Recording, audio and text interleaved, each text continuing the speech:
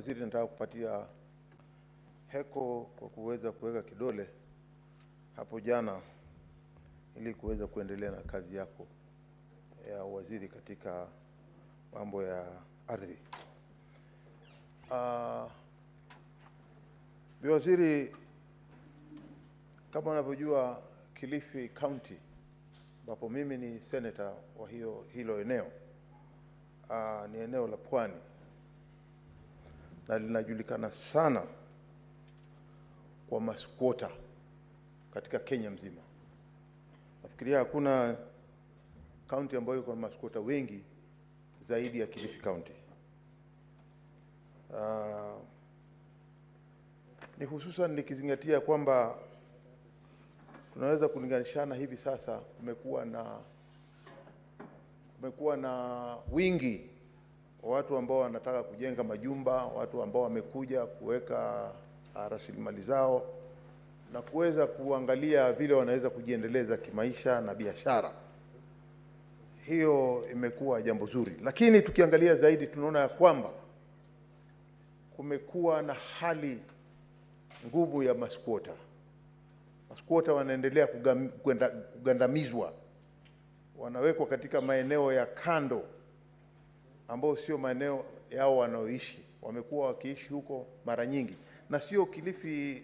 Nikisema hivyo nasema habari ya kama mahali kama Ganze, eneo bunge, mahali kama Magarini, eneo bunge, mahali kama Malindi, eneo bunge, na hata ukija mahali kama Kilifi South kule inaitwa kaskazini ya Kilifi,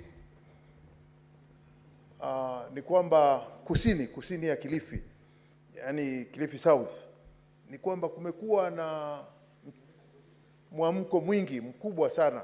Ukiangalia katika eneo kama la Vipingo, Kikambala, Mtwapa, kumekuwa na maskwota wengi sana. Sasa wanasongezwa, wamekuwa wanapelekwa katika ile hali ya kwamba wanaishi kama ambao si binadamu tena. Watu wanajenga majumba, watu wananunua, na wakija pale wanakuja na title wakisema kwamba wako na title. Watu wanafurushwa wakitumia polisi. Polisi wanatumiwa vibaya, ya kwamba watu wanapewa, wanaambiwa hii nendeni mkaondoe watu katika kikao wanachoishi. Ni hatua gani wizara yako ambayo inahusika na utetezi kama huu unaweza kutetea hawa maskwota, ama ni wizara yako ni hatua gani inachukua kuona ya kwamba maskwota wanaoishi kama ni Kaloleni, ni Rabai? Ukiangalia kama Rabai, sasa Rabai eneo bunge lote hivi sasa ni kama ambalo limevamiwa na wale wawekezaji wanaotaka kuja pale kuweka mali zao na kila kitu. Sasa wamechukua ardhi na kuweza kusongeza wenyewe ile ardhi. Waliozaliwa pale, na makaburi yako pale, makanisa yako pale, misikiti iko pale, skuli ziko pale. Sasa wanaleta orders, wanakuwa na ile bulldozers, wanaweza kuangusha na kuweza kufurusha hawa. Wizara yako ni muhimu sana. Nauliza wewe, ni hatua gani wizara yako imechukua kuona ya kwamba hatukatai maendeleo yaendelee, lakini pia vile vile wakaaji wa pale, waliozaliwa pale, wanaoishi pale na wana makaburi yao hapo, kuona ya kwamba eneo la makaburi lote linaingizwa tingatinga, kwa sababu mtu anasema hapa niko na title. Senator, unachukua muda mrefu sana kuuliza swali yako. Tafadhali, Senator. Cabinet Secretary, please respond.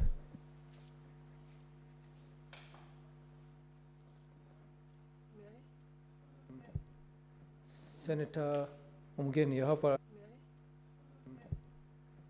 Senator Umgeni, you have another supplementary question related to this question. Please go ahead. Yes, Madam Waziri, I wanted to ask a question related to the issue of compensation of land that has been acquired by government for various projects. And there are several residents of the county of Nyamira whose land was compulsorily acquired to construct Chebilat, Ikonge, Chabera Road. and they have been waiting for compensation for quite some long time. Could the ministry tell us what is causing the delay in compensating those residents of the great county of Nyamira? Related to the issues of land, Madam Waziri, is the rollout of this program of digitization and conversion of titles to e-titles. Madam Waziri, this rollout is causing a number of problems to many Kenyans, especially those who are illiterate, those who don't have phones that are able to take emails and the likes, especially the poor Kenyans at our rural areas. Is the government, through you, going to do maybe a system that addresses the vulnerable Kenyans? A number of them have actually been conned, because for you to do that conversion, you have to go to a cyber, get somebody to assist you, log the details into a phone, and you are not able to read. Really, I know we are trying to benchmark on what's happening from other developed countries, but what are we putting in place to protect the vulnerable Kenyans? Some of them even come from where my honorable chair, speaker, comes from, who are not able to read. They don't have these phones that can log into the email and the likes. And finally, the corruption within the ministry, especially Land Control Board. Most Kenyans doing transactions for sale of land are forced to pay up to 20,000 shillings, some 30,000, before the Land Control Board can issue them with consent to either charge or to transfer, without issuance of any official receipts. Madam Waziri, do you think this Land Control Board is serving us well? And what measures can you put in place to curb the corruption within the Land Control Board committees? Thank you. Cabinet Secretary. Allow me, Honorable Speaker, to start with the last question of Senator Omugeni. I had responded to the digitization question, but I think your new question is how then are we preparing Kenyans, especially the vulnerable Kenyans, how to deal with how to interact with the information management system, because even maybe the equipments, the phones, the gadgets required, they don't have. Every change has its own challenges. And we have already agreed, and it's a government program that we are digitizing, and we are looking at the larger evil that we are trying to curb: theft of land, security for land tenure, and securing land rights, dealing with the loss of titles and theft of land. I think if you take that against Kenyans who are not literate, then you will find that it's, you know, the bigger problem will be addressed by digitizing. And then we can have a conversation how then we will help. Is it through the ministry that we shall have maybe a section or a department to help the vulnerable that need? And even today, if anybody goes to any registry, they will get help, irrespective of whether you are supposed to interact with them. They will still get help. And I think maybe that's what we should intensify. And administratively, my ministry will look into that.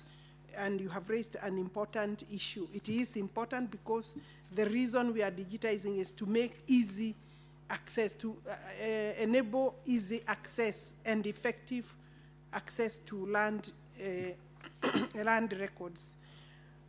Corruption in land boards or by land boards or members of the land boards, maybe you would have helped me better if you possibly gave me the specific land board. The minister has authority to degazette a board if we feel corruption is a barrier, is a challenge. So give me specific land board and I will degazette it tomorrow. But I will send a message, and I have kept sending messages. We have if people also give money, I don't know why people have extra money to give for corrupt purposes. I think that you do not need to give any money. Cabinet Secretary, would you like to be informed by Senator Mogeni? Okay. How can I diffuse? Madam Waziri, this is extremely common in Ngong. Go In on. fact, if you want to know the truth, you can send your undercover agents tomorrow, and you will see no receipts, no official receipt is issued. Okay, those who are able to pay are issued with the consent faster than those who are not willing to give the bribes. It's happening, and I'm sure I'll not be wrong to say that this is duplicated in many land control boards across the country, but the most notorious It's gone. is in Ngong. You can speak to the Law Society and they will tell you. Administratively, I will withdraw the right to hold special board for that particular land control area, special, so that we have annual, the normal regular land board meetings or approval meetings, and then I'll pick it up, because now you have given me the necessary information. Thank you very much for that information. I'll see, but I will also send a circular to all the land boards. But we have a program coming up where we want to create awareness and retrain our land board members. You know, normally they get a small allowance, but they must know when they accept that it is not for payment, they cannot be soliciting for money, and they let them hear me on the floor of this plenary that anybody caught soliciting money as a member of the land board, the entire board will have to go. Thank you very much. I think the last one, let me come to Kilifi South. Mheshimiwa Senator Madzao of Kilifi County, I identify with the challenges you are raising. Because I have just said, maybe before you stepped in, that we have professional squatters, but I know we have genuine squatters, but we also have people who, after land has been sold, then they get onto that land, become squatters even when they were not squatters. And those squatters, I had said, they are owned by people, moved from one place to another. The squatters cannot have a right without any reason. We would have to interrogate generally. As a ministry, in your county, Musambaha, Takaungu, we have 2 schemes, Makaburi. You raised about, we have Musabaha and Takaungu. Those are schemes that are purely meant to give land to squatters. So to address the squatter problem, the program that comes very handy is the land settlement program, where we buy land for squatters.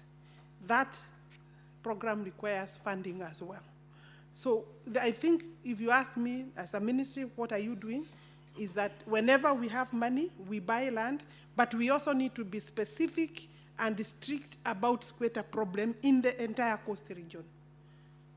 Because you know, you said that there are squatters who are being evicted. There are court orders. It's for somebody to get a court order, they have secured they have been able to persuade the court that they're owners of the land. So these are very complex issues. And I think some of the people who sell that same land are those people who you are calling squatters. So I would want us to be very specific. We deal with one after the other so that whenever we have funding, we can address specific squatter problem. And being very selective and very careful, because we cannot, we cannot afford to buy land for everybody. Genuine squatters, and even settlement schemes in Mombasa, we are having a challenge the entire Mombasa. The minute you settle people, you give documentation, the following day they are looking for buyers of the land, then they move to another area to squat there for the same purpose. So I think also as leaders, let us give awareness so that And you know, we had even a provision, it's still there in the law, that you cannot transfer land given by way of settlement, you know. But, you know, they have, some very clever people have also gone to court, and they have an order that once we give land through settlement, as a government, as a ministry, then you cannot restrict the right to use, the right to transfer. It's a constitutional right. So we now are forced to allow, if you want to transfer tomorrow after we have given you, we may not be, we may delay, but eventually we don't have a right to stop you. So let us also send right messages to these people, and then we can reduce the numbers. And I think that's the best I can do. I think the Senate, the question is, I don't know whether there is any other part of your question. I think Omugeni was talking about acquisition. I think your question was generally about the compensation, yes. I wanted to exhaust Senator Madizayo's, if he's satisfied, I can move on to the second part of Omugeni's question. Senator Matsayo, you have a point of order? Ndio Bwana Spika. Bwana Spika, pia ningependelea kuona kwamba ile Land Control Board ya Kilifi sasa imejitumbukiza kwenye hiyo hali unayosema ya ufisadi. Na iwe karatasi ziwe zinatolewa na zinaenda kwa mashinani, na ndio sababu hao maskwota wanaweza kufurushwa. Polisi pia wanatumiwa vibaya kuweza kufurusha watu katika maeneo yao. Kwa hiyo kama ni uchunguzi ufanywe, basi pia unafanywa kama vile ulivyo direct ufanywe eneo la Ngong, basi hivyo nataka uchunguzi ufanywe katika Land Control Board ya Kilifi. I think maybe you could come to my office, we have a discussion so that I understand the challenge of Kilifi Board, and then we see how long has it been in place, and who do you have specific persons, so that we don't punish the entire board for the sins of one individual.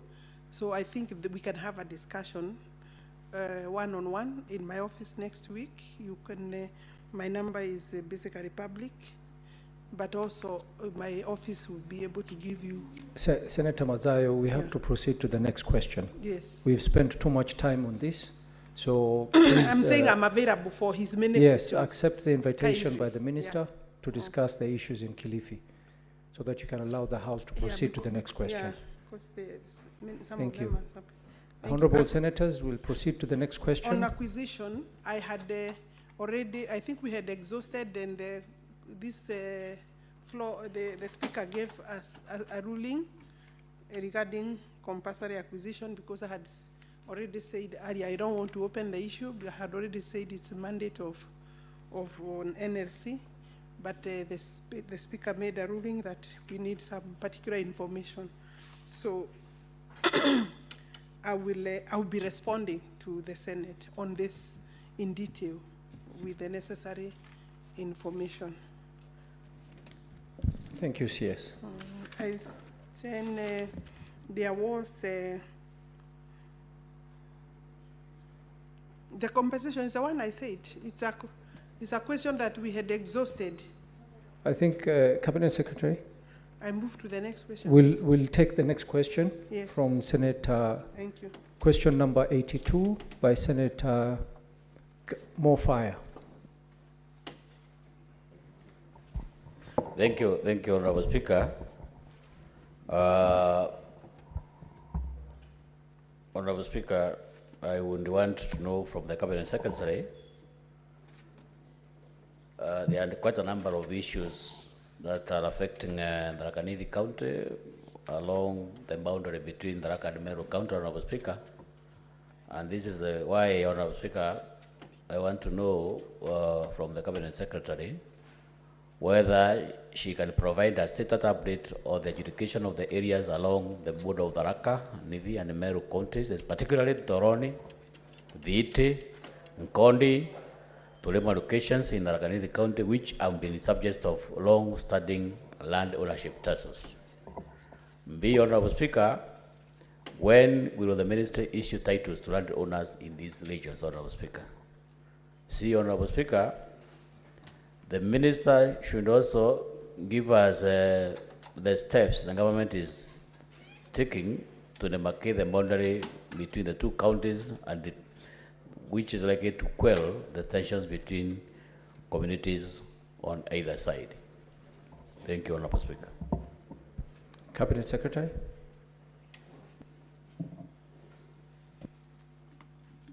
Honorable Speaker, I have provided a response to the question by Senator Mwenda Gataya Mofaya on the status of land adjudication in his area, Tharaka Nithi, and the challenges between Tharaka Nithi boundary and the Meru boundary. And the first question is a status update on the adjudication of areas along the border of Tharaka Nithi and Meru counties, particularly Ntoroni, Thiti, Nkongi, Tulema or Tulimi, Tulema, Torema.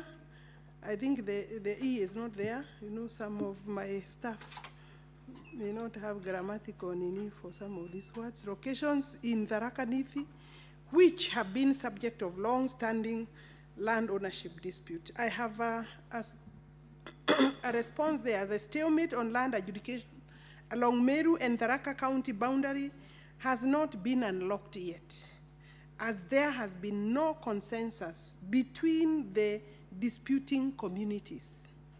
This boundary has been contested over the years since 1992. The solution of the same will pave way for ascertainment of land rights as adjudication officers for the respective adjudication areas will have clear jurisdiction on the extent of their areas of operation. And this is because definition of adjudication sections follow established administrative boundaries. And this is the response, therefore, that the Honorable Senator should take, that for us to do adjudication sections, we follow established administrative boundaries, which then has been disputed, and therefore we stopped the work. This scenario, as indicated, in response to a stalemate submitted by the ministry to the Senate Standing Committee on National Cohesion, we did respond to this same question. Committee on Cohesion, Equal Opportunities, and Regional Integration, and I have attached the response, and I cannot now provide a different response. And I think what we are saying in this particular question, Honorable Senator, you know the challenge is not even the boundary. The challenge is the people, and allow me to use this floor, Speaker, to address the people of Tharaka along this boundary and the people of Meru. What they are asking me to do is to do gerrymandering along the administrative boundaries or the county boundaries. There are people who are Tharaka. They are living in Meru or in an area said to be within the boundary, it is Meru. And they are saying, you cannot give me, my land cannot read Meru because I am a Tharaka. When you go to the Meru people, then they have land in Tharaka. And this is very unusual because today I can buy land in Nairobi or Kiambu or Baringo. I cannot demand the boundary to be changed to suit my ethnic community or background. So the elected leaders must help to tell people, if you are living in Meru, allow us to demarcate and title your land as that land is in Meru, because you and the land are two different entities. One is a person, the other one is land. Honorable Speaker, this is a very peculiar position we have here. Because people living within Meru County and they are Tharaka, they are saying, no, my title cannot read Meru because I am a Tharaka. People in Tharaka and they are Meru, they are saying the same. This is a very simple problem. Maybe we should just come there. The last time I was in Meru to give, in Tharaka to give titles, then, and Meru, during JK members and other leaders there said I should not touch the question of administrative boundary. The response to the question of administrative boundary, you know, to deal with that, Parliament has to give a resolution if we shall alter. But this particular case, and I'm speaking also to the governors of the two counties, this particular case will not be resolved by altering the boundary. And altering the boundary, you need a commission, either IBC to be appointed by Parliament to do this specific work, but we shall not have resolved the problem. I have adjudication sections, but we cannot do them because my officers were chased by your people, Honorable Senator. And that is the answer. And we shall remain like that until they accept that if your land bill is in Meru and you are Tharaka, where utaka Tharaka, you will stay in Tharaka. But you can sell the land if you don't want to be in Tharaka, if you are from Meru. You can sell the land and buy your land in Meru. I think these are the messages you should help me, Honorable Senator. We can do a baraza if you call, talk to the Jorizeke people, ask your counterparts in Meru to talk to each other, and we resolve this. I will need less than 2 years to give you titles that are remaining for the sections because we have already declared the sections. Honorable Speaker, that question, we have declared the sections, and what they are asking me, they know will not resolve the question of titling. It will not, redrawing the boundary will not happen around that area, not easy. Because the way they are saying that it should be drawn is really not practical. Because I cannot now remove your land and put it in Meru, so because you are a Tharaka and your land is in Meru, and that's where you are living. So, Honorable Speaker, I hope Honorable Senator, and he knows this problem, he should be my supporter so that we finish. We accept the boundaries. My appeal, using this floor, is we accept the boundary as it is. If you find your land is in Meru and you are from Tharaka, sell it and buy the land, sell it to Meru or to whoever is interested, and then go now and relocate to. And of course, there is a challenge. The best resolution is agree to live with each other. If you are a Meru and your land is in Tharaka, these are physical boundaries. Why are they becoming a challenge? I don't understand, because Kenyans can live anywhere, irrespective of your ethnic boundary.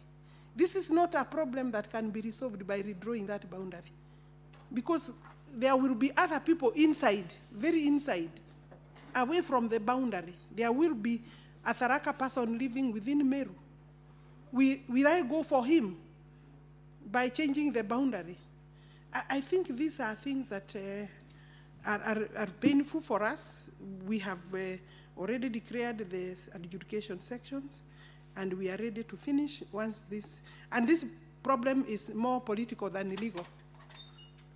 This problem, Honorable Speaker, I have no doubt, I have analyzed it, it's more political than legal, and sometimes people use it to do politics. And I'm not saying Honorable Senator is one of those who use it, but he knows that it's quite political, it's quite emotive. People kill each other over that subject. And therefore the ministry has reached a point where it will ask the leaders to go back and speak to their people.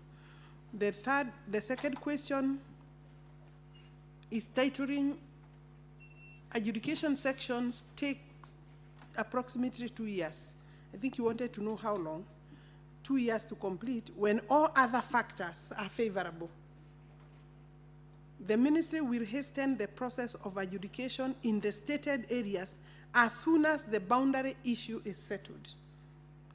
So we have left that matter until we resolve those questions being raised.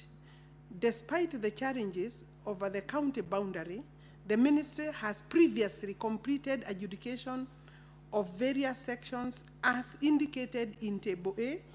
I have a table, Honorable Senator, there that has given a list of 10 adjudication areas with a total of 7,780 parcels. And then in B, adjudication sections finalized.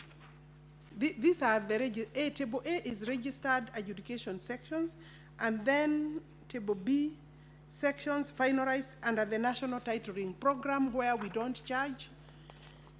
And I know most of your region, we were working with that program, where we produce titles at the National Titling Center, which is funded separately. And then you can see those are another 11 sections for B. And then ongoing adjudication sections, Siakariga, where we have 500 objections. We have commenced work, and then we receive 500 objections. We cannot proceed with that particular matter until the objections are resolved.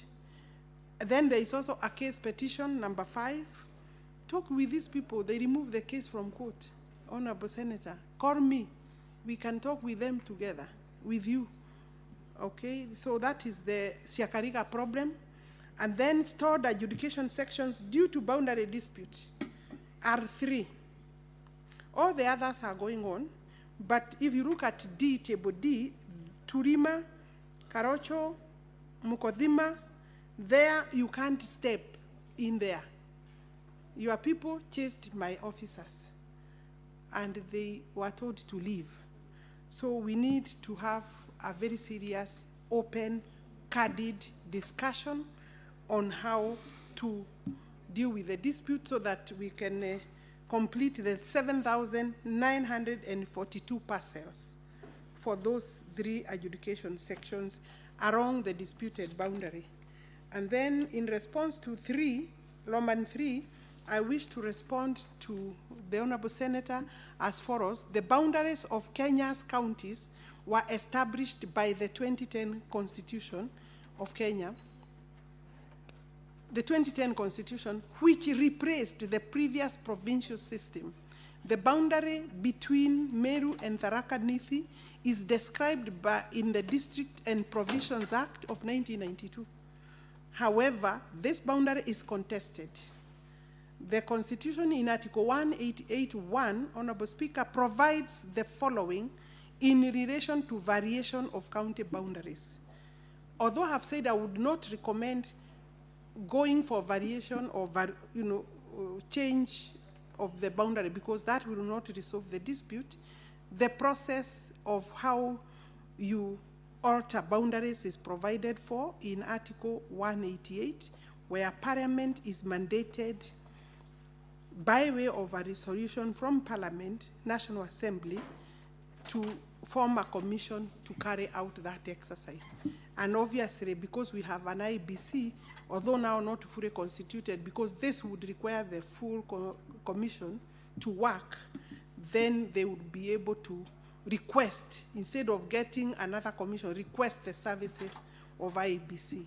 But I'm saying maybe before then, this is something humanly possible that the leadership of the 2 counties, at governor level, at senator level, at members of the constituencies around that boundary, can sit.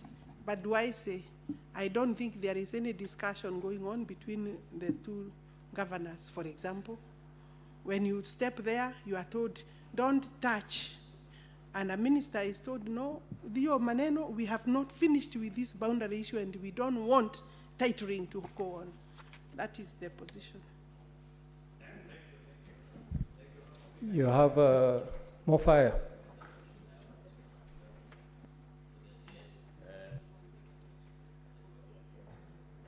Honorable Speaker. Use the mic next to you, more fire. Honorable Speaker, I am private to all the information, Madam Chair, that we have given, that this dispute between the two counties is perennial. It has quite affected quite a number of people. But Madam Chair, you are aware, and I'm aware, that there is a commission which is whose report is in your ministry, the Wahome Commission, which was instituted I think some 10 years ago. Wahome Commission, Madam Chair, gave solutions to all the problems that we have highlighted in your report, which was supposed to give guidance on how to solve the problem between Meru County and Tharaka Nithi County. That report, Madam Chair, has never seen the light of the day. It has never been implemented. I don't know for what reasons, Madam Chair. And that report, Madam Chair, can be a very, very serious, strong guide to guide you as a minister, to your officials, to address those problems you have just highlighted in your report, Madam Chair. Because, Madam Chair, I have also captioned in your report D, where you have stated you have stalled education schemes due to boundary dispute between Meru and Tharaka Nithi counties. This is the education section, which is Turima, Karocho, and Mukodima. Madam Chair, this commission fully addresses the way forward on those 3 education sections. So, Madam Chair, I don't know whether you would be private to that report. You give this House why this Ogongo Commission has never been made public and why it has never been implemented close to 15 years down the line. 2, Madam Chair, I have captioned you say that my people chased your people. You know, Madam Chair, this is a house of record. This is a house of evidence. Would it be prudent for you, Madam Chair, maybe to provide evidence where my people, when you say my people, you are saying people from Tharaka Nithi County where they chased your branch education officers? When?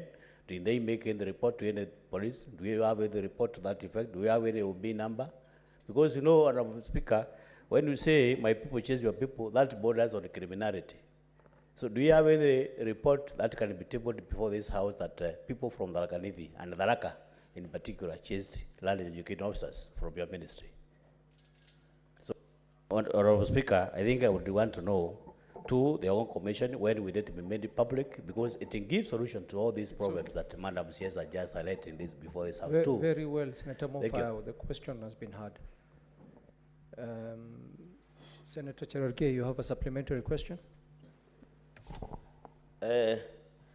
Thank you, Mr. Speaker. Sir, mine will be a question, follow-up on supplementary. Mr. Speaker, I've heard the CS saying squatters or squatters. We also have similar problem in Nandi. Mr. Speaker, I want to ask the following question, that what is the status of the titling of Kimondi Forest squatters or squatters, Mwein Kechire in Chesumei, Okiek at Kebeni Nandils, Talai in Kapsisiwa, removal from detention, Libon of 1934, the titling of squatters in Tindred around Kimwani, Chepsangwer, and Chemas, Mr. Speaker, and also the state of titling of Koibem exchange program in Chepkumia ward. Could the CS provide the status of titling of these areas I've mentioned? I thank you, Mr. Speaker. Very well, Cabinet Secretary. Let me start with Honorable Senator Cherargei. Maybe the definition of a supplementary should be a question arising from the same question. Although it is a squatter issue, it's a different region, it's different place. I would want to request the Honorable Senator to allow this response to be provided later, because you can see he has mentioned about maybe 5 programs there. I can have this filed to the Senate for him to read, and if it is not sufficient, he can contact me, or if there is action needed, we can look at it. I have my Director of Settlement here with me, and he will start work on it immediately. There is a report, Honorable Senator, from Tharaka that he has referred to. Yes, the report was filed, it's completed. Tharaka Nithi, yes, Senator Tharaka Nithi. Sorry, did I call you Tharaka? Oh, Tharaka Nithi, Senator for Tharaka Nithi. Senator Cherargei, the CS's phone number is public information. It's private. I had It said it's is- public, but yes. if he wants my number, he can talk to me when I am leaving. I'm surprised he doesn't have. I have his number, so I'll call him. Yeah, I will call him. Zachary Ogongo report, Honorable Senator for Tharaka Nithi. I beg your pardon. The report we have, and it recommended implementation, but it is not possible to implement this report because it requires cooperation and working with Tharaka Nithi people and Meru people along the boundaries. So what I was saying is that we need goodwill, and people must first be disabused in terms of their mind so that they know we cannot move the boundaries to come for you where you are. And I know the report is there. The recommendation for activities will still require people to stop being hostile. And I did not mean the Tharaka Nithi people alone. I mean the people along the boundary, the disputed boundary, because it is known where it is, and it is from both communities there, and they know, and they told me personally, the last time I came to give titles, they said that is a no-go zone for the time being. I personally was confronted with that hostility, and it's okay, I understand, because there are disputes, there are issues that are pending which need to be resolved. That's all I'm saying. And I'm saying we cannot sweep under the carpet. We need to call them by names in terms of the challenge. But we can go through that report with you if you are really willing to go along with this to the end. But we need the cooperation by both governors. We need conversation and discussion where two governors can also come to table. And because we can come there with the county commissioner and with my security teams, but when I leave and they leave, we don't want to leave people fighting. We need first to create a peaceful environment and acceptance of the challenge and how we will deal with it. This must be adopted by the same teams. So we can go through some of these reports with you, and you can also give me a hint of what you think, because I'm sure as a senator, you may have some good ideas on how we can resolve those challenges. And that's what I'm calling upon, not just you, because you may even have goodwill, but your colleagues may not have similar goodwill. Honorable Speaker, I think I have responded to the supplementary questions. Very well. We'll take two Because more. I still have more questions. Yes, you still have, there's still, and there's some interest by some senators on the same question. So very quickly, we'll take one question from Esther, and then another question by Chute, and then we proceed to the next question. Senator Mofaya, we are really running out of time, and we have two more questions to go through.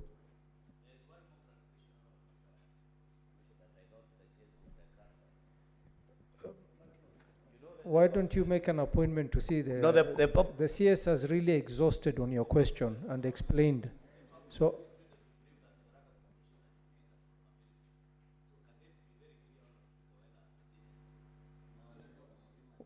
oh, sorry, I didn't catch the question.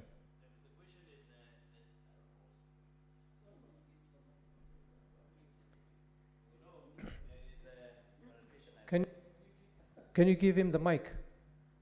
That mic seems not to be working. Give him the next mic.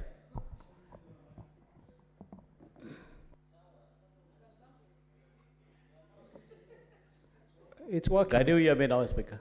Thank you very much. There is one clarification, Speaker, I thought I could get from the CS, because we have been depicted as Tharaka people, that they chase some educators from the education sections. That's what the CS just alluded to before the floor of the House. So I thought maybe whether I could get some clarification on whether that statement is true or not.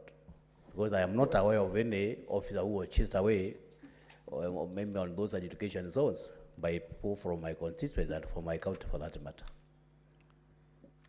Honorable Senator, that information is on the ground. This happened in 2014, and they declined. They said they will not participate. Adjudication requires a community committee that you form, committee for adjudication, and that is the community people. So and then my people will come and facilitate the meetings. They said they don't want that work to be completed until the dispute is resolved. And that is how now even, the Zachary Commission, the report was, we went now to report issues. I think we have agreed there is a dispute. And I'm sure you know that, the dispute exists. If there is a dispute between the two communities, what else, how else is the ministry going to work? We deal with the dispute first. And I'm not imputing bad faith. I'm not accusing. They know. They told me personally. The evidence is myself, when I came there last, they said we must resolve Tharaka, Nithi, and Meru boundary dispute before we can deal with Ayud. Because you see now, they saw I was giving titles. So they didn't know whether I would now come to give the other titles of the remaining adjudication sections. But they were very clear that this issue must be resolved first.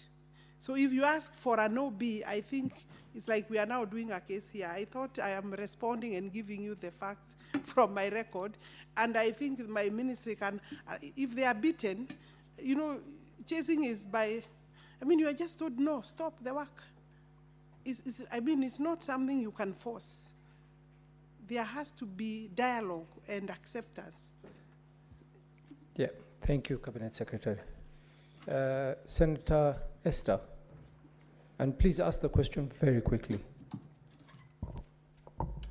Thank you, Mr. Speaker. My question is regard to the land title deed tussle.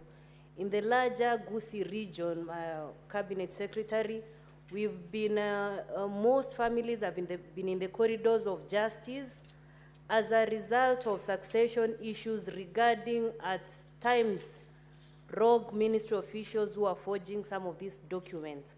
What plan does the ministry have to address this issue? Because largely, we are also failing in terms of sensitization.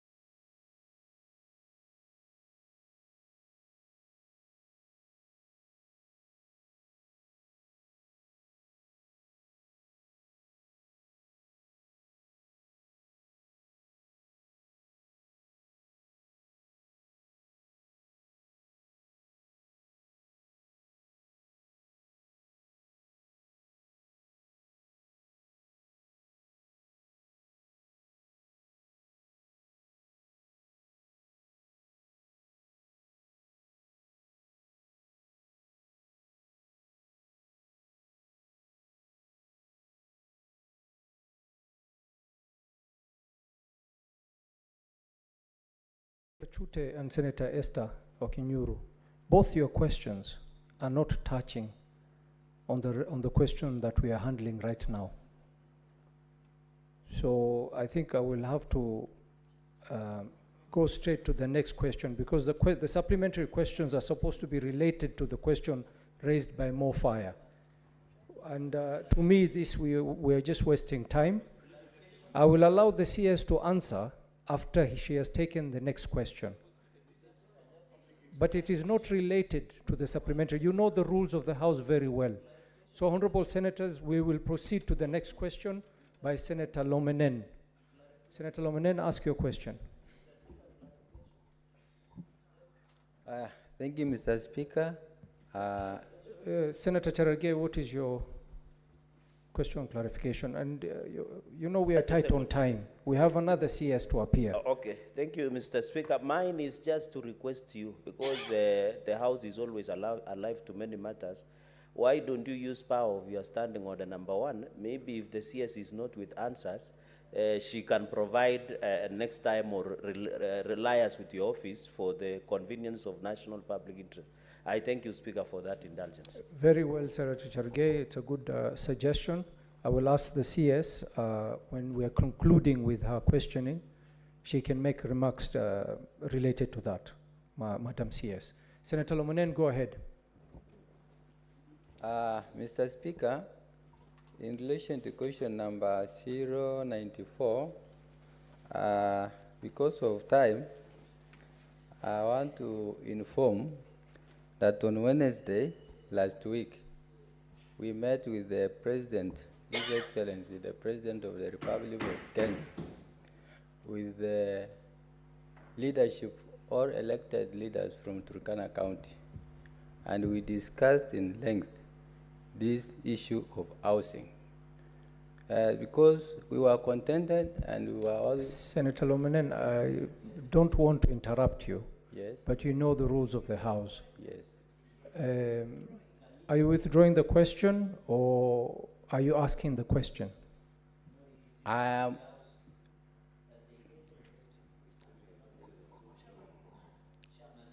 Chair, I was in the process of withdrawing. Senator, let me remind you, once the question is on the order paper, it is the property of the House. So I would guide you to read your question, and the Senate and the Cabinet Secretary will respond to it as required by the rules. Thank you, sir. I had also consulted the first speaker who was there, and he advised me to do so. So I can... Just one moment, Yeah. Senator Lomonen. Yeah. Just one moment.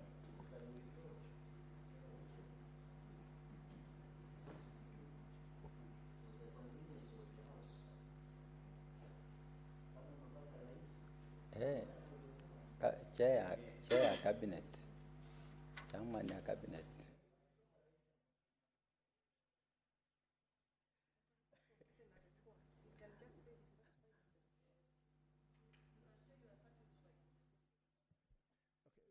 Senator, I will allow you to withdraw your question, but if there is any other senator who wants to ask a supplementary question touching on that matter, we will allow them to ask. The question. Yeah. Thank you. Yours.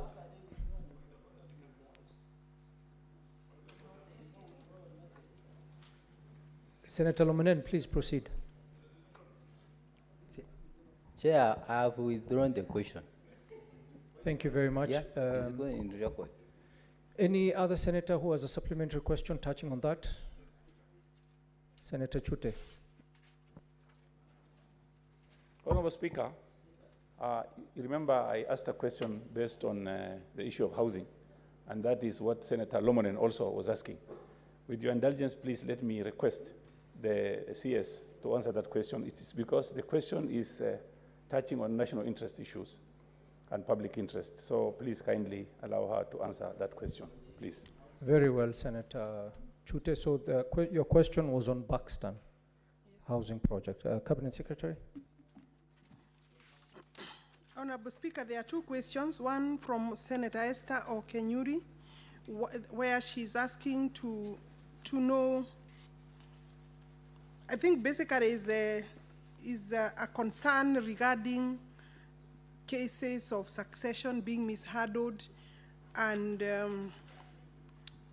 she's wondering what I would maybe help in that regard, how I would help in that regard.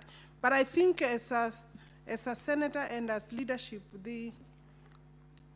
it is important to continuously say and tell our people that they must deal with the officers from the ministry.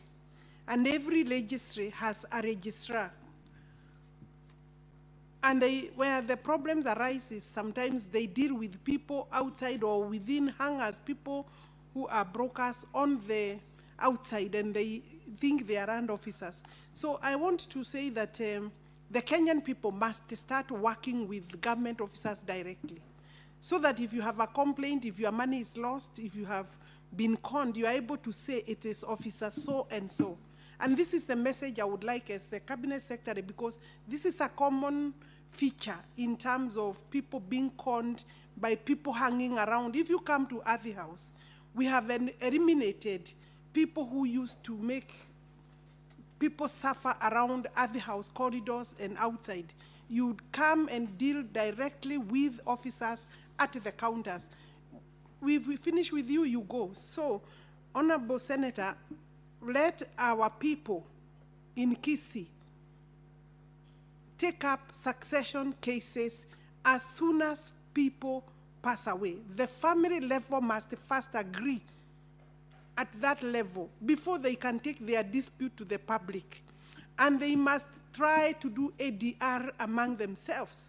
Because if a family cannot agree, then it means if you go outside, you are going to people who will come to help you because of money, or people who want to prey on you and take your property. So this problem can be reduced almost to zero if at family level people know justice or are practicing justice and noting that every child of a deceased person is entitled to succession, is entitled to inheritance.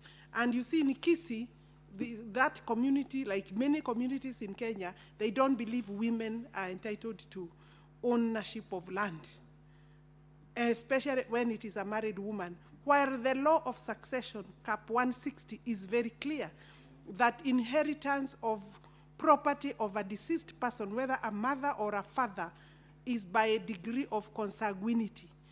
How related you are a child, the wife or the husband first priority, the children second priority, and any other member there if there are no direct beneficiaries by way of children. So I think let them also deal with sometimes with lawyers. And you see, if the family agrees, even to go to family division courts, they will take very little time, so that they are telling the court, this is our consent. This is how we are dividing this property. Not necessarily in equal shares, because some family members could agree, I don't need equal, although the law says in equal shares. But when you agree, they can. And so when you now, I think your problem is the crooks around this area or this space. There will be always unscrupulous people. But that's why our ministry, the officials know, you engage, we get you, you are out of job, period. You'll be prosecuted. I have maybe now more than 10 since I took this ministry, facing charges. My next challenge is how to ensure that they are also jailed, because we will provide information. Where they have facilitated corruption, we will not hesitate as long as I'm the minister. And we are doing it. EACC is also helping a lot in respect of public property. Senator Chuti has asked me this question. Maybe this is the fifth time. I will not get tired because he said I'm tired. I don't want to say I'm tired. We have to resolve the problem with you, Senator Chuti of Buxton. The decision was that the people who were living in that place should have had priority to own. But you know, this was not a complete affordable housing project, and that's where the problem came. Although there were people living in that property before the construction, and also the land belongs to the county government. So we would expect that people who were living should have been given first priority. But you see, it was basically a private property developer. I think there were challenges, and the ministry agreed there were challenges, and we said, because the houses are over, the first phase is over, the second phase, they will be given first priority. We are also doing other houses in Mombasa. You know, at KBC there, around there, we have taken land and we are coming up. Bring the list, they be given priority because it's also an affordable housing program. I don't think they should be stuck there at Buxton, but I know you have had a conversation with my PS, follow it up until this 180 people get their houses. Thank you. And I'm aware of the case. But the first phase is finished. And that's why we still have a problem. And I'm sure you are now following for the next phase. Thank you, Cabinet Secretary. Senator Cherogey. Mr. Speaker, I want to thank the CS of Lands, Madam Alice Wahome. In Kapsabet town, we are having 80% complete, so of more than 200 housing units in Kapsabet. My question to the CS supplementary concerning housing is to find out from Madam CS, the gracious lady, how many affordable housing program has our ministry allocated per county, as in per county across the 47 counties, and what is she doing to work closely with the county governments, the 47 county governments across the country? I thank you, Mr. Speaker, sir. Cabinet Secretary. Honorable Speaker, thank you very much for that supplementary question, Senator Cherogey. The minimum, let me first go by the constituency, the sub-counties. In our program, every sub-county is entitled to 200, at least as a beginning, 220 units, housing units, both socio, affordable, and at times a few at market rate to subsidize the socio and affordable housing. So when we talk at every constituency with 220, that means in 290 constituencies, members of parliament are working with us, and those who have not started, they should pick up the issue so that we identify land together at national government level. And our first priority is national government land because there is stress challenge there. And in every sub-county, we do have at least 2.5 acres. If we work well, we can get 2 to 3 acres for the first 220 housing units. So if your constituency as a member of parliament doesn't have that, you should know that let's work together. Possibly we have not been able to identify land, but we will move that way. Per county, we are not going per county. You know, some counties have less population. We are guided a lot sometimes by the need and the availability of land. But every county will have its own share, and the bigger projects we are taking up are at least 1,200. In other counties, we have even gone up to 5,000. In Nairobi itself, because it's a capital city, it has bigger population. If you go to Mukuru, we have 13,000, I think 750 housing units. By this year, the president agreeing to launch the projects, we should be able to release about 5 blocks that are ready that are over 1,000 housing units. And I'm very confident. In fact, what we are waiting for is the lifts for those particular 5 blocks.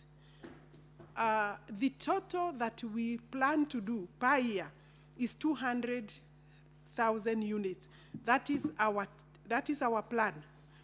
And we expect that within the next 3 years, working with this term, is that we will be able to do 1 million houses, everything being equal. So therefore, let me see. Of course, you know, in Nairobi, we also are doing houses along Jogoo Road. We are in Starehe. We are in South B. We are in Park Road and Parklands. We are in, I think, between, just here near Kabete. So maybe Nairobi will be the biggest beneficiary by reason of population. But every county, and we are working, the second question is how are we working with the governors? Also, there is NHC that is so far now doing very well. We have houses in Homa Bay with NHC. We have houses in Embu, which within 1 year of launching of those projects are almost complete. We are in Nyandarua with NHC. We are in, I said, we are in Homa Bay. We are in Kisumu town. and we are in Embu. And those projects, I'm very sure in the next 6 months, we will be giving them out. So far, it's important to say, because I think that was part of my report, and I hope that even though the question is pulled out by the owner, that there are other information there that the senators can read, but so far we have 124,000 housing units, providing by way of job creation around 150,000 jobs for this particular number of housing units. And because our target is 200,000, the number of jobs for the youth should double, talking of 250,000. And the impact on the ground, forget about the impact on the ground because of this job creation and because of, the industry around every project, where we do a school, extra school, we do extra dispensary for purposes of health facilities. And that is really part of the social amenities that we come up with. We will not just drop a project of 1,000 units without looking at the facilities around the project. That is the, do we have a school? Is the population of the school going to be to explode because of the new population? Automatically it will. Sometimes we have to do a new school where we can expand, although it depends on how much we can expand, depending on the space, then we'll expand the existing school facilities, both for primary and for secondary. And again, also the dispensaries or the health centers.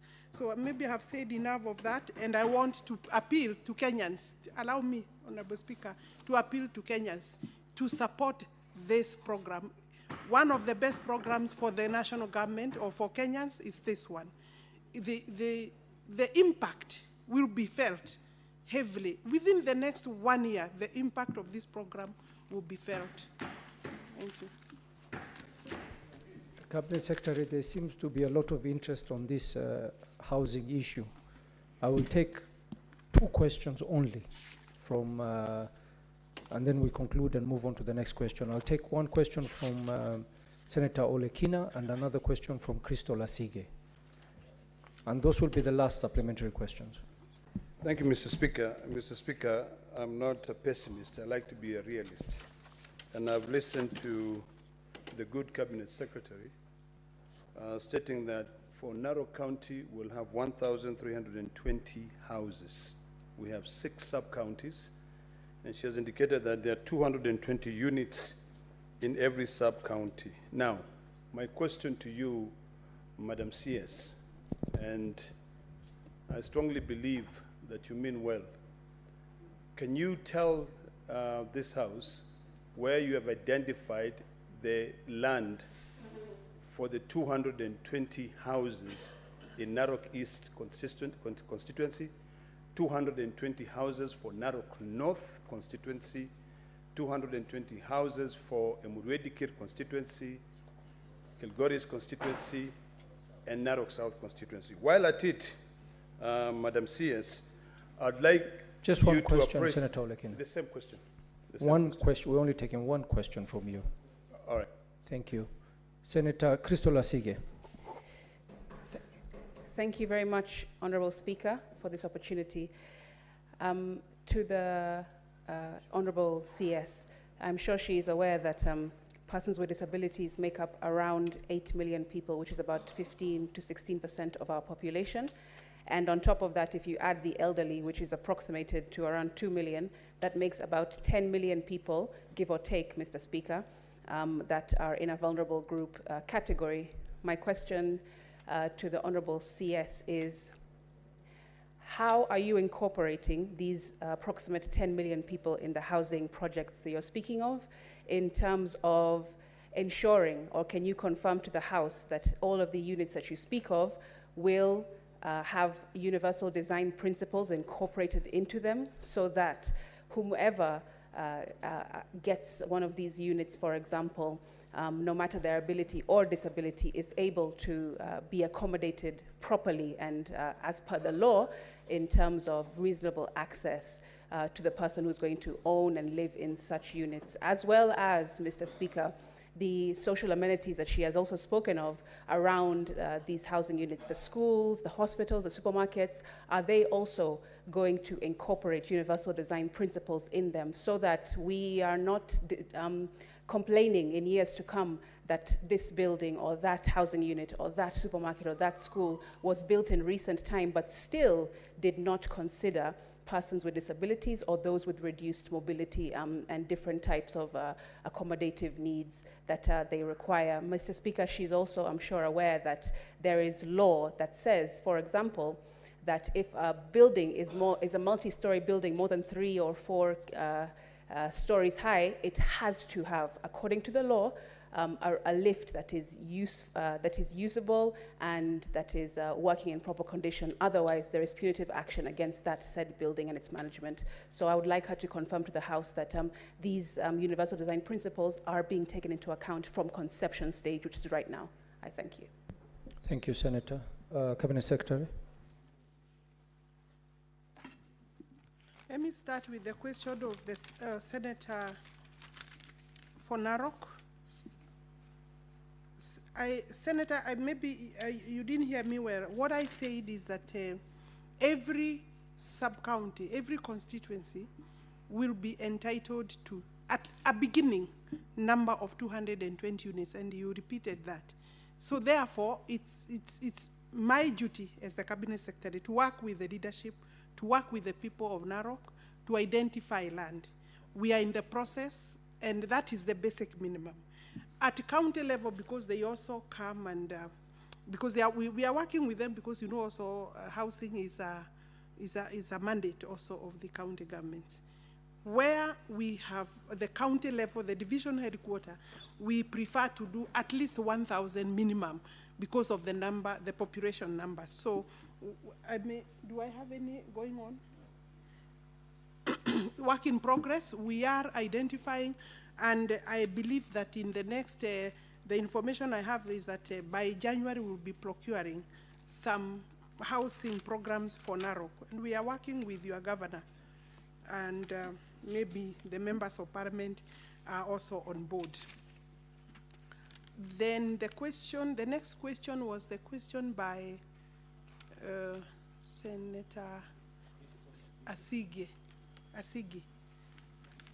I think your concern, Senator, if I get you well, one is what steps are we taking to ensure that our houses do comply with all requirements, including requirements, and most importantly, requirements for persons living with different types of disabilities, for purposes of even access and use of those houses.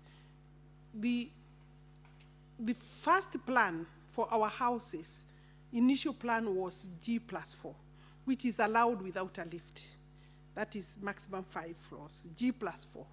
But we have changed most of these designs now because we have realized that because land is scarce, if we have space, instead of doing G+4, we do G+9 and G+15 up to G meaning ground, ground +4, ground +9, ground +20.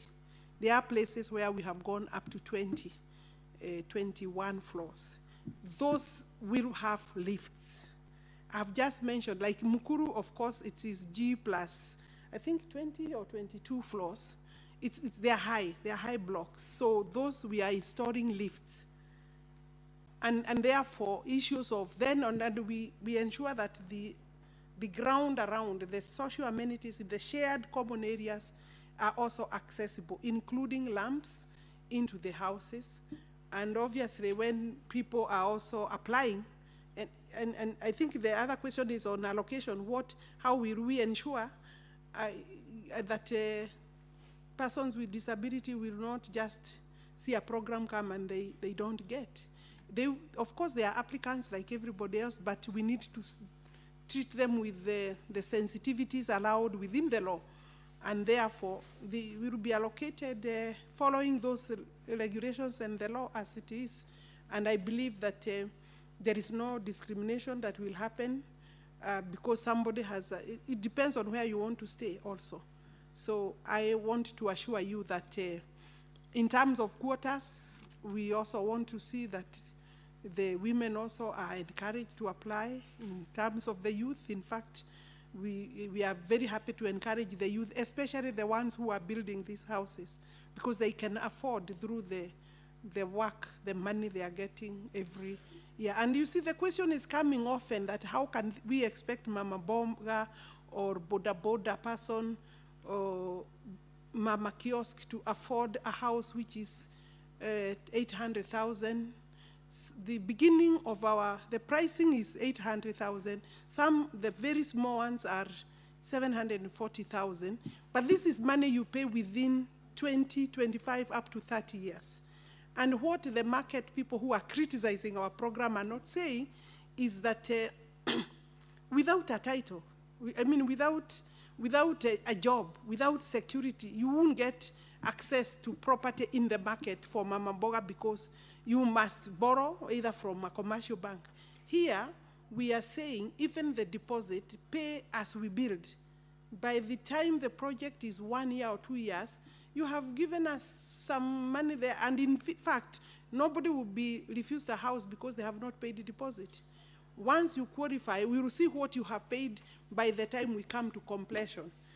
Therefore, the difference between our houses and the houses in the market is that the market will require you to go and borrow from a commercial bank, but we are giving you a house to stay, to live in, pay 3,000 to 5,000 depending on the size of the house for the next 25 years, 30 years. So the vulnerable groups will be able to afford 3,000. After all, if you are living in Nairobi, if you are living in any area where the house is and you are interested, it means you are paying much more than that. I hope I have answered your question. Thank you, CS. Because of time, we will proceed to the next question. A question by Senator Hamida Kibwana will be asked by Senator Tabitha Mtinda.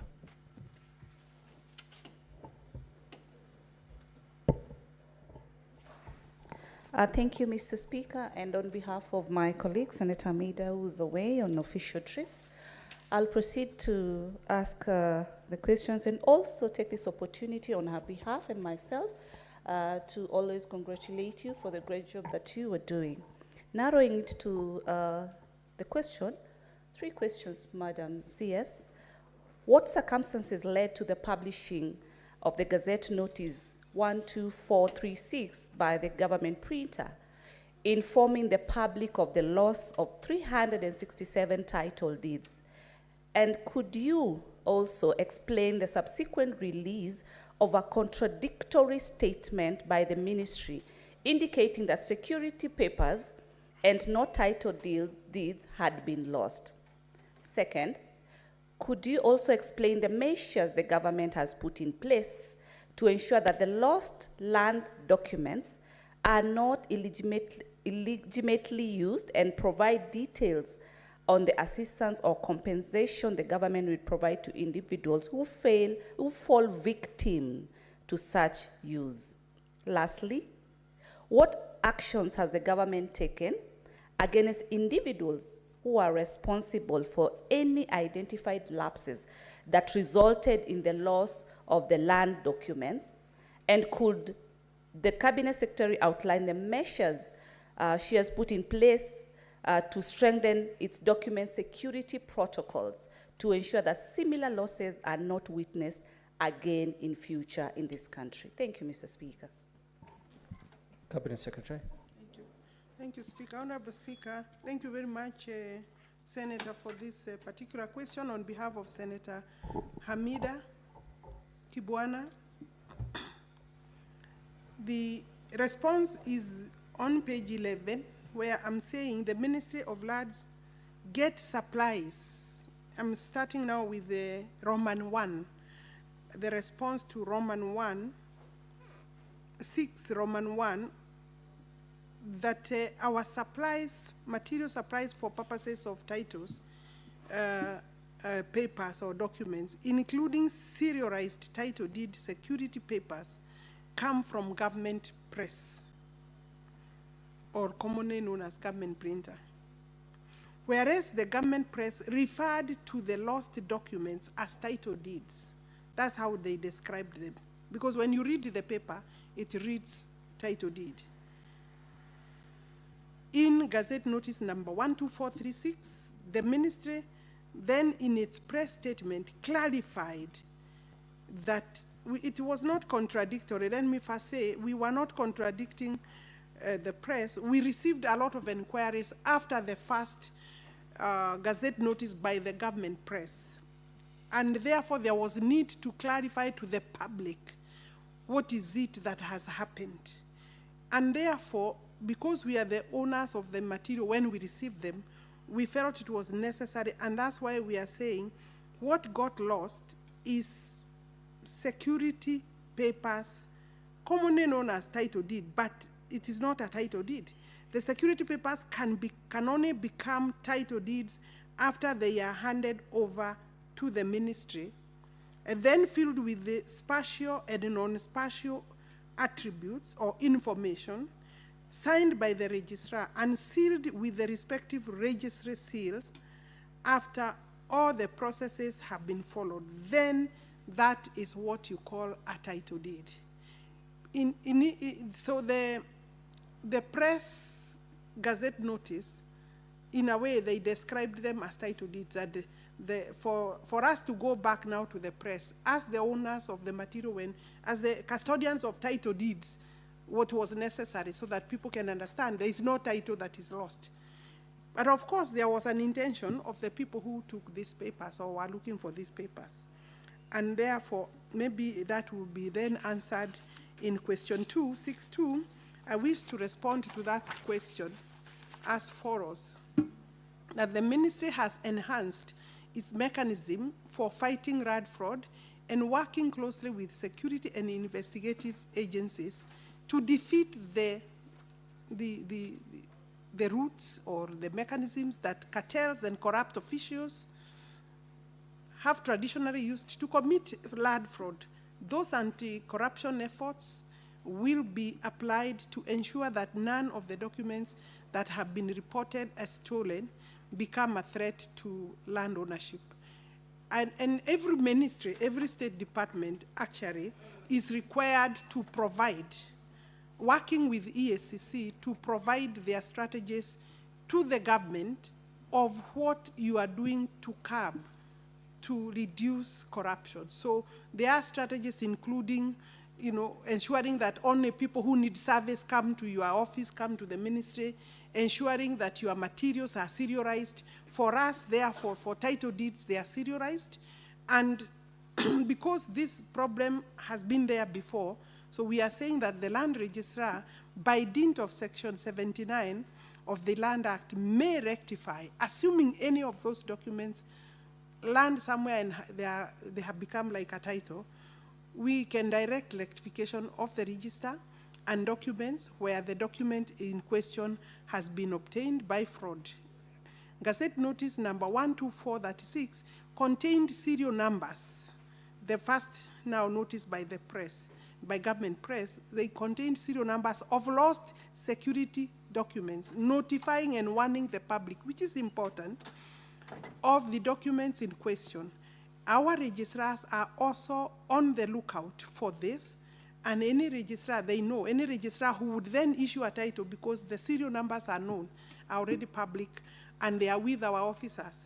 If any registrar, of course, uses this to issue a title, then they will take personal responsibility, because they don't just do a title.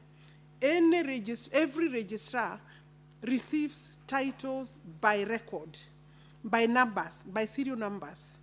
I don't want to give too much of our security features, but our titles now have security features specific to county, specific to registry, and specific to county and to the registry, because in one county you may have 2-3 registries. The loss of security deed papers occurred while in the custody. This is important, and that's number 3. in the custody of government press because they are our printers. As stated earlier, the ministry is working closely with security and investigative agencies to identify individuals responsible for the identified lapses that resulted in the loss of land title documents and take necessary legal action. The matter was reported to Central Police Station. I want to confirm that, and current investigations are ongoing, and one suspect was arraigned in court because maybe he works with other people. We still have not closed the investigation. We believe the police are doing their work, and at least there was quick action, including arrest of one person. Whereas the ministry picks documents from government press, they are all serialized. Each document is accounted for at the stores in the ministry, and for any documents picked from government press, there is also a corresponding record by the ministry and the government press. We have a dispatch book at the government press where all title documents are then recorded and signed for by our officers. And we have put additional security features on the titles, and thus it is not possible to have them printed elsewhere. And fraudsters will continue printing, and that's why the DCI is important and critical in our work, and they are able to help us identify, including signatures that many times are forged of our officers, both living and dead, retired and even retired officers. They copy old signatures. But what I'm saying is that once we get wind of a fraud, it is easy to deal with it. Obviously, there will be a court process, and I want to assure the Kenyans that this particular serial numbers are known, and we don't see a threat to it. I hope that is clear. So there was no contradiction. We were basically giving public necessary and useful information. Thank you, Cabinet Secretary. We will only take one supplementary question because of time, of course. Just one supplementary question, which I'll give to the owner of the question. Very quickly, please, just one question. Mr. Speaker, first of all, the question has been extensively answered. Mine is just small clarifications because the concern for Kenyans was more onto the title deeds. But it's good to acknowledge that, yes, the ministry did the clarification. But as far as the Gazette notice is concerned, Madam CS, the information that was given by through the Gazette notice really brought out title 367. So if that was their mistake, it just needs to be acknowledged that that was their error, not the ministry's error, but the ministry did well to clarify. So my question will just be just narrowly to, you've talked about the cartels, that they're the ones doing all this. What are you doing about these cartels, especially the ones who are within the ministry? They're always loitering there up and down. And also, why don't you bring these offenders to light? The same way this information was brought to the public, we need to see these people brought to the public so that we get to know who are these people specifically. Thank you, Mr. Speaker. Cabinet Secretary. Okay, I think, of course, as a lawyer, you know that you are only a suspect until proven guilty. So cartels are suspects. However, whenever we come face to face with them, whenever the DCI brings out or gets sufficient evidence, we take them to court, and courts are public domains. I mean, they are public arenas. I can tell you, and I said before, cartels are powerful people. Some cartels are powerful people. They are influential people, and they make calls. But there are also other smaller cartels who now disturb people locally, everywhere. What I know is that I have made their life very difficult because the officers now know you will not get away with it. Possibly the main headache is what was done before. But currently, any officer, and they know we have had a conversation at our own meetings. Any officer who will entertain this, if they are caught, they are on their own, and we will release them to law enforcement agencies. It's as simple as that. Of course, that's why you also need anti-corruption measures within our departments, and every government officer is aware of that. And we, you know, why we have changed our documentation is so that we make it difficult, we serialize, so that, you know, we make it difficult for you to get away with it, because previously it was becoming harder to identify between which title, because they all, when you read their title deed, they all look like they are proper titles. But with the additional safe security features, then you are able to deal with those. You know, Kenya is still very far in terms of eradication of corruption. And my ministry is not safe, and that's why digitization is critical, so that you cannot disappear with records. You know, before you disappear with a record and come and form another record, I can never have a record then to compare which is the true record. With digitization, then we are in a better place. Thank you very much. Thank you very much, Cabinet Secretary. And I also want to thank you for taking the time today to answer the questions and for giving us a very detailed answer to all the questions. And at this point, I would give you leave to go back to your duties and to wish you all the best in your work as you proceed. Thank you, Cabinet Secretary.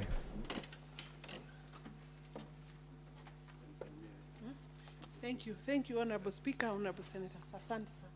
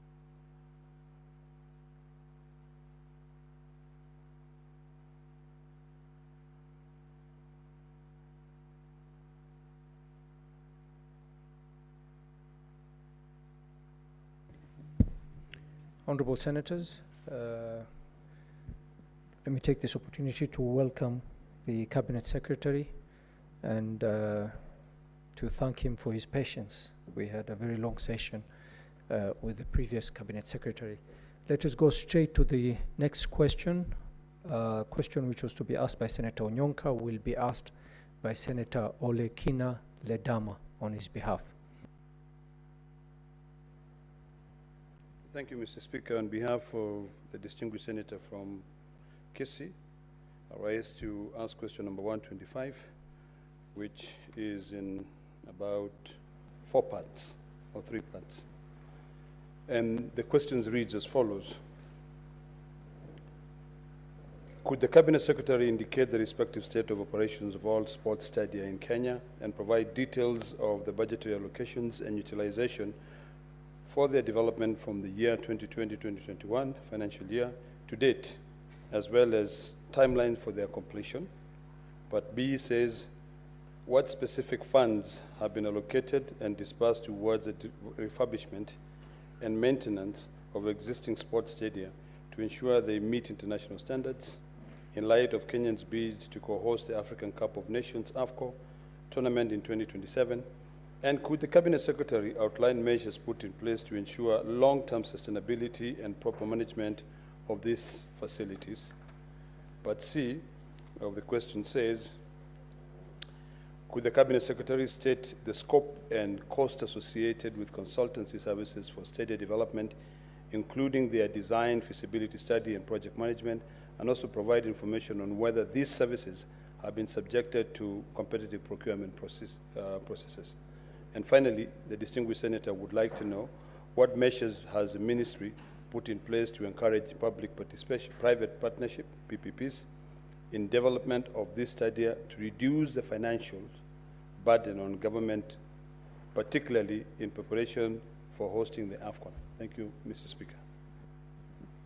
Cabinet Secretary. Thank you very much, Mr. Speaker. First of all, thank you, Speaker, for according me this opportunity to appear before this august House. It's always my pleasure to come back here, and it's my first time, I think, to come in my current portfolio. And so, very excited to be here with you. And I'd like to respond to the questions as follows. Mr. Speaker, question number 125. A, which is, could the Cabinet Secretary indicate the respective state of operation of all the sports stadiums in Kenya? I'd like to respond as follows, Mr. Speaker. The Ministry of Youth Affairs, Creative Economy and Sports develops, maintains and manages stadia through state agency known as Sports Kenya. Currently, there are 2 stadia that are gazetted under the management of Sports Kenya. That is Nyayo National Stadium and Moi International Stadium, Kasarani. Whereas the other stadia are under respective counties and are managed by the respective county governments, with some receiving the support of the national government. Currently, there is no clear framework of intergovernmental relations in regard to development, management, and management of sports facilities in the country. The Ministry, through Sports Kenya, has developed a master plan categorizing sports infrastructure in line with international standards in the following manner. International stadia are in Category A of FIFA and CAF, Category 4 actually, which is over 30,000 seater. Category number 2 is the National Stadia, which is Category 3A of the CAF. Mr. Speaker, is 15,000 to 30,000 seater.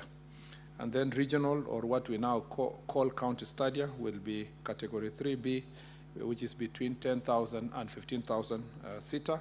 And then there's community grounds, which is basically between 5,000 to 10,000 seater, and at community ground A and community grounds B, which is Category 1, which is less than 5,000.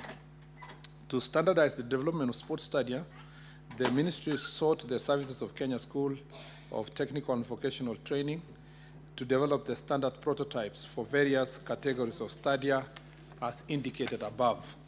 The prototypes were recently submitted to the ministry, and going forward, we now can plan the development of facilities with estimated cost, hence avoid wastage and create standardized facilities. Considering that the ministry receives 0 allocation from the exchequer for the development of sports facilities in the ministry facilities, the ministry sought and received approval from the National Treasury to securitize the Sports, Arts and Social Development Fund to raise enough resources to complete stalled projects and develop others, especially in preparation for the Africa Cup Championship of 2025, CHAN 25, and AFCON 2027. Although Sports Kenya is mandated by law to develop, manage, and enforce standards and regulations for sports facilities, there are no currently approved regulations. To bridge this gap, the ministry is in the process of developing standards and regulations for all the stadia development and management in the country. The ministry will soon be tabling to both houses the sports stadia regulations and standards for consideration and approval. To address the legislative and policy gaps in the sports sector, the ministry has gazetted a task force to review sports policy and law to align it with the 2010 Constitution, respecting the 2 levels of government and incorporating emerging issues, including inclusivity in sports and sports science and technology.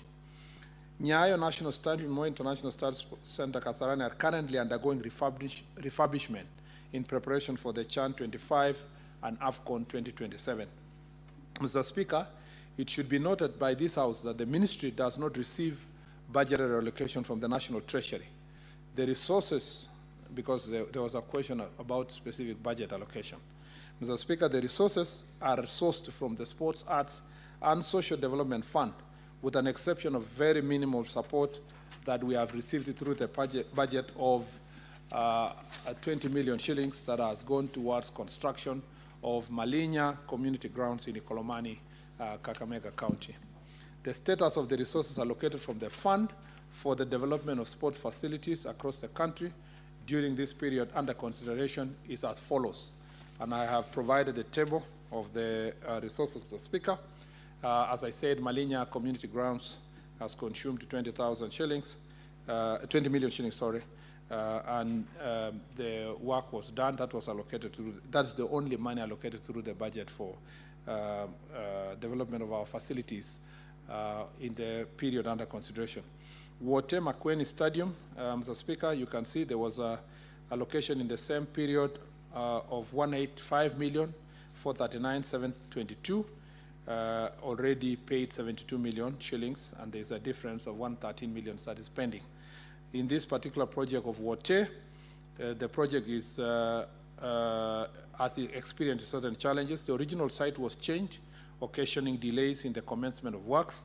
The new site provided by the county government had topographical, geological challenges, necessitating variation of works to stabilize the ground, and the ministry is rationalizing the scope in line with the prototypes of TVET as indicated above in order to complete the projects. And as I said, Mr. Speaker, when it came to office, there was very varying costs of different stadia across the country. And so the two things that we very key that we have done in the last 3 months, Mr. Speaker, is the first one is to make sure that we standardize the types of the stadium. And as I have indicated, 30,000 and above, 15 and above, 10,000 and above, and then 5,000 above, and from 0 to 1,000, 5,000. Number two was to do what we did with TVETs. The same way the TVET, School of TVET developed a prototype for technical and vocational institutions, we asked them to develop a prototype of these stadiums, Mr. Speaker, to avoid extremely varying cost of similar facilities across the country. Now we can develop these facilities with clarity, knowing the estimated cost of the standard of the stadium that we get. And that way, we're able then to save resources in the country. Ruringu Stadium in Nyeri, Mr. Speaker, has been pending for so many years, and so far 203 million shillings were supposed to be expended. 180 is already paid, and about 23 million shillings, 500,000, 344 is due. And then on Kipchoge Keino Stadium, phase 1 and 2, about 444,000 shillings, million shillings have been used, 869, 550, and that's the contract sum. It was 544 million, and paid with 338 million. There is a pending bill of 206 million shillings. Mr. Speaker, yes. On the other hand, Marsabit County, also there was a contract of 240 million, and 229 million was spent. Sorry, before I go to Marsabit, I need to indicate that for the Kipchoge Stadium, the contract has been terminated to pave way for upgrading to CAF standards for hosting the AFCON 2027. And Mr. Speaker, the site has been handed over to Ministry of Defense, who are the contracting authority and project managers for all the AFCON projects. Final accounts are being prepared and negotiations are not going to reduce claims and interest before then the new contractor can proceed through MOD, Minister of Defense. On Marsabit Stadium, Mr. Speaker, I needed to indicate that, again, 240 million was contract sum, 229 has been paid, about 10 million is remaining.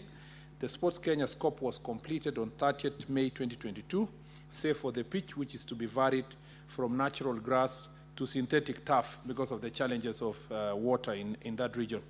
Construction of VIP pavilion by the county government stalled with glaring structural integrity shortfalls, and materials and testing department under the Ministry of Roads has given the remedial actions. The county has requested the national government to assist in completing the works, and the request is under consideration. Kirubia Stadium in Tharaka Nithi, Mr. Speaker, 114 million has been spent. The contract sum, 73 million has been paid, 41 is pending, and the project is practically complete. However, there is a problem with the grass that was planted by the contractor and needs to be replaced. The contractor is currently replanting the grass and sorting the snags before then releasing the stadium to the county government. Bugungu Stadium, Mr. Speaker, in Kakamega County, as the contract sum of the works for the Ministry of Sports and the national government is 152 million. Already, Mr. Speaker, 152 million has been expended. And Mr. Speaker, the project is practically complete. However, the grass was planted. No, sorry, that's Bukungu. The project is jointly being developed by the county government of Kakamega and national government, and it's ongoing. Mr. Speaker, we have Masinde Muliro Stadium in Kandui, Bungoma, which was developed with a contract sum of 799,160,706.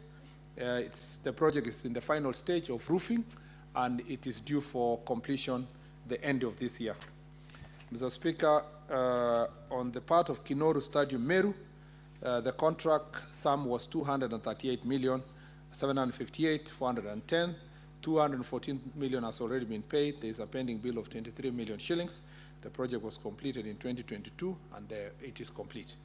Mr. Speaker, Karatu Stadium in Kiambu, the total contract sum is 157 million shillings, 429,578, and the amount so far paid is 98,262,122.21 cents, and 59 million is pending. The project is ongoing, with the completion date being end of December 2024. Moi Stadium Embu, the contract sum was 476 million. 475 has been paid. There is a pending bill of 1 million shillings, 633,000, and it was completed and handed over to the county government of Embu. Mr. Speaker, the Kibrukut Chumo Kericho Green Stadium in Kericho County, the contract sum was 408 million. It was paid and completed and handed over to the county government. Of course, Mr. Speaker, there is a request by the county for additional works to be done on the running track and so forth, and that also is under consideration. Kwale Stadium, Mr. Speaker, the stadium was was jointly done between the county government and the national government, and it's the most recent project, 568 million. Already 490 million is paid, 78 million is pending bill, and practically it is complete.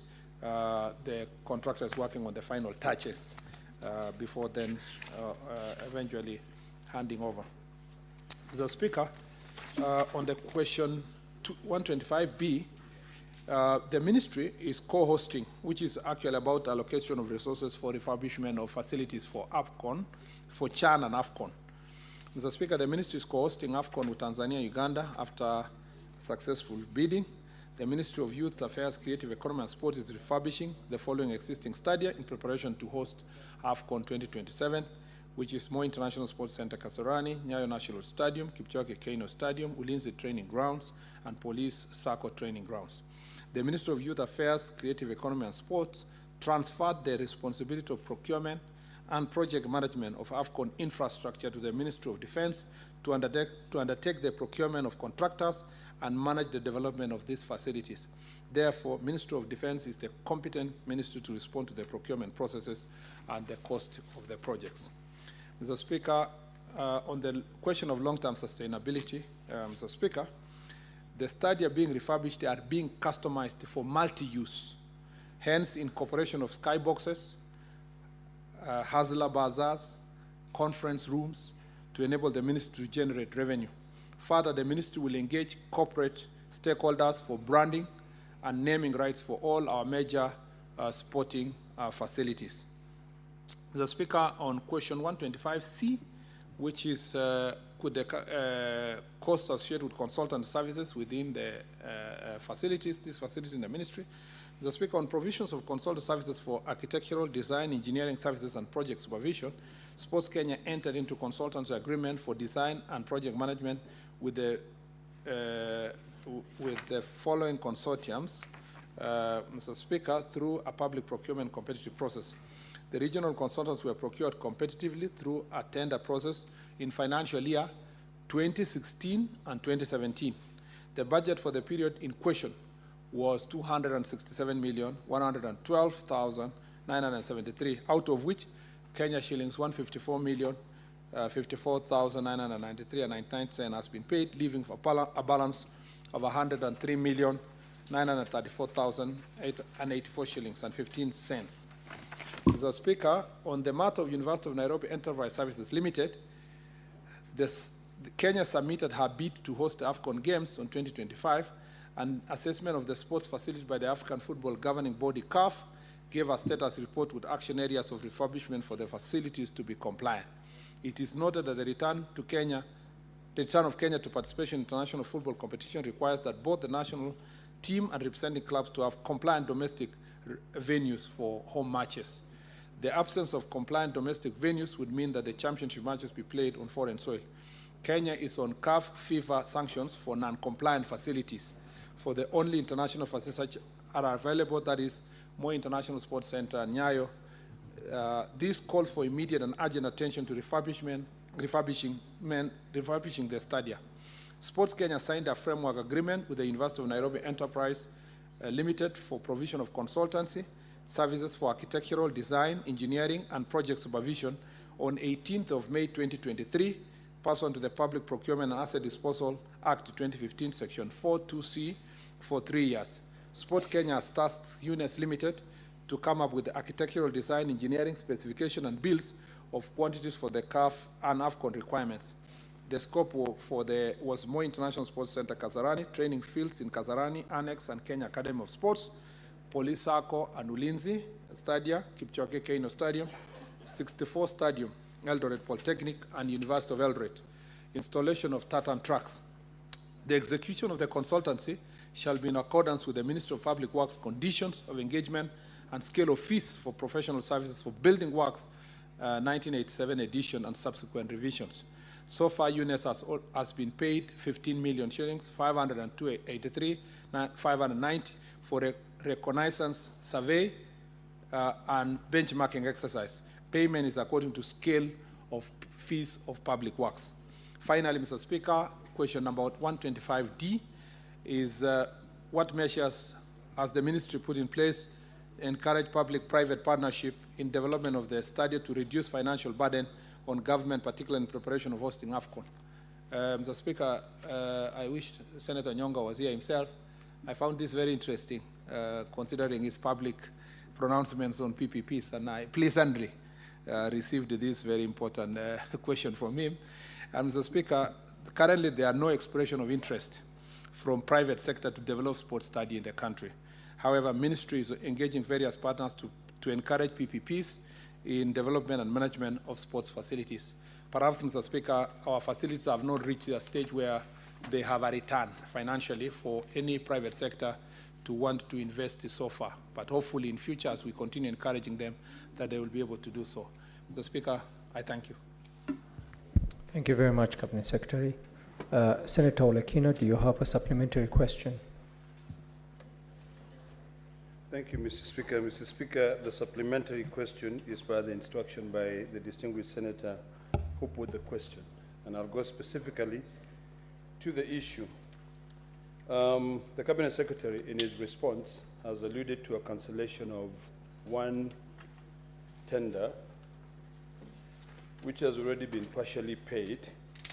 That is Kipchoge Keino Stadium, where a sum of 338 million has been paid, and there is a pending bill of 206 million.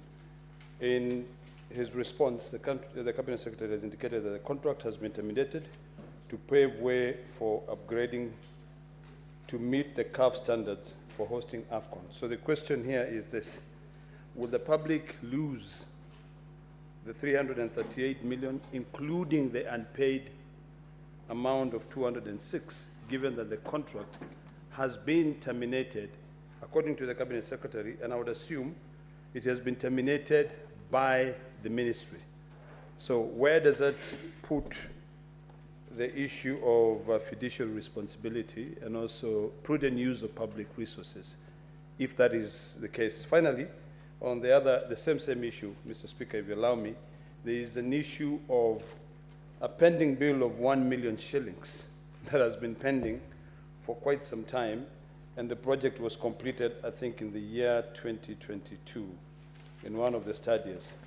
Why would we keep that, and would that accrue interest?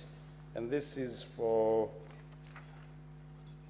trying to get it, I have my things, for number 12. This is for Moi Stadium, Embu County.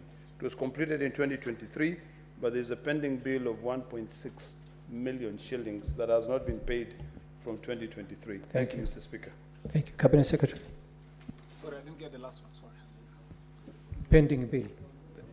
The last 1 million.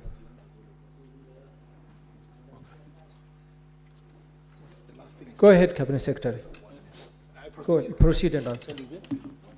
Okay. Thank you, Mr. Speaker. I'd like to, just to be, on the question of the Kipchoge Stadium, Mr. Speaker, it is true the question raised by Honorable Senator is valid. Once Kipchoge Stadium was chosen for Africa Cup of Nations matches. Sorry. Honorable Senators, it is now 1 p.m., time to adjourn the Senate. The Senate therefore stands adjourned until today, Wednesday, 20th November 2024 at 2:30 p.m.